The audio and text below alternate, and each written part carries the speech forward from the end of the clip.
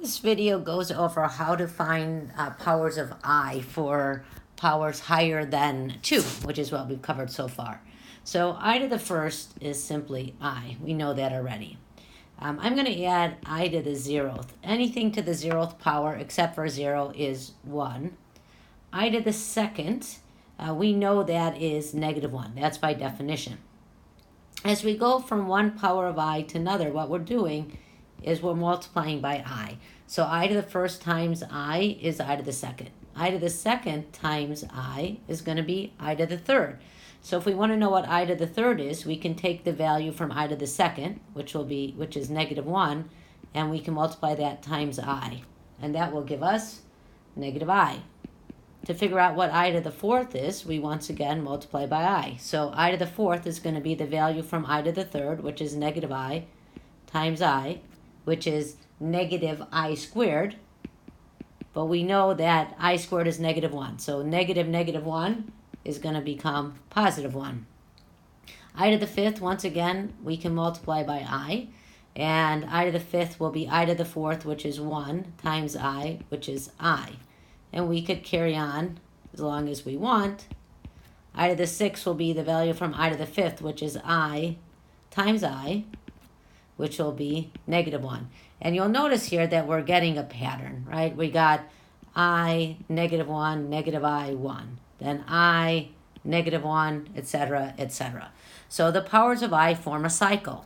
Okay, any power of I must be one of 4 values. Those 4 values are I, -1, -I, and 1.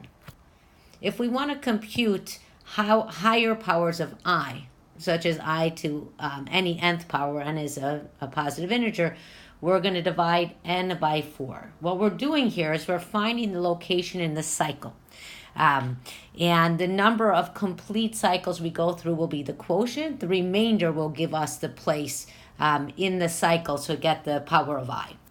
So for example, if we want to find I to the 54th, we're going to take 54 and divide that.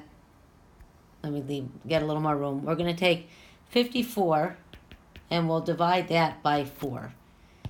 4 goes into 5 one time. I'm going to do long division here. 1 times 4 is 4. I'm going to subtract 5 minus 4 is 1. Bring down the 4. 4 goes into 14 3 times.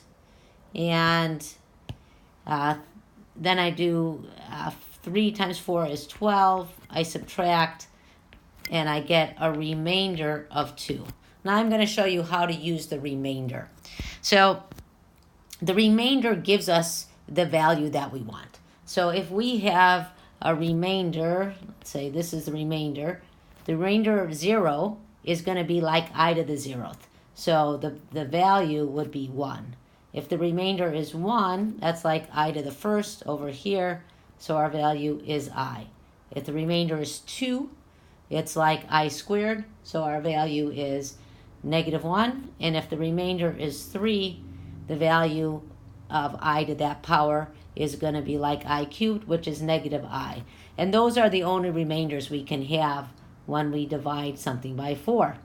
It's one of those 4 values. So in this case, I to the 54th is the same thing as I squared, because our remainder is 2.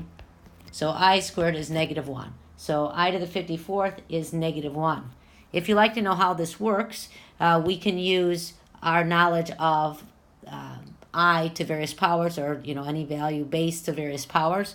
So I can rewrite I to the 54th is the same thing as I to the 13th, which is the quotient here, to the 4th power. That's how many times we're going through the cycle, times the remainder, I to the remainder, which is I squared.